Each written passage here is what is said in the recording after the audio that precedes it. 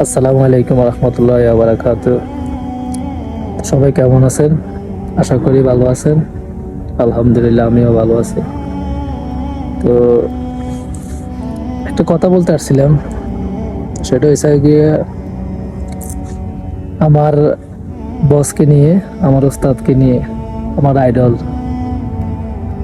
আবু তোহা আদনান, যিনি হাজার হাজার লক্ষ পোলাপাইনরে দিনের পথে আনতেছে বা আনার চেষ্টা করতেছে।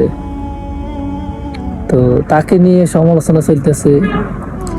দুই একদিন ধরে দেখতেছি ফেসবুকের ভিতরে তার ওয়াইফ নাকি একটা পোস্ট করছিল কি সেই নাকি অবৈধ সম্পর্ক আছে তার।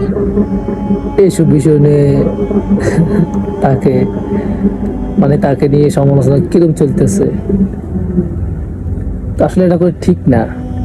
সত্যটাকে জানেন, বুঝেন, তারপর যাই ফেসবুকে বলিয়ে কোনটা সত্য কোনটা মিথ্যা। না জানিয়ে, না শুনে, না বুঝে একটা মানুষকে ভাবে আমার বলা ভাষা নাই, এটা ঠিক না। উনি আমার আইডল, উনি আমার আইডল, আমার না, হাজার হাজার লক্ষ কোটি মানুষের আইডল। আমি দোয়া করি আল্লাহ যেন তারে আরো সম্মান দেয়। দোয়া রইল সবসময়। আর এটা যারা মিথ্যা গুলা ছড়াইতেছে তাদেরকে একটাই কথা বলি, আল্লাহ যেন তাদেরকে হেদায়েত দান করে। বাস এতটুকু। আসসালামু আলাইকুম।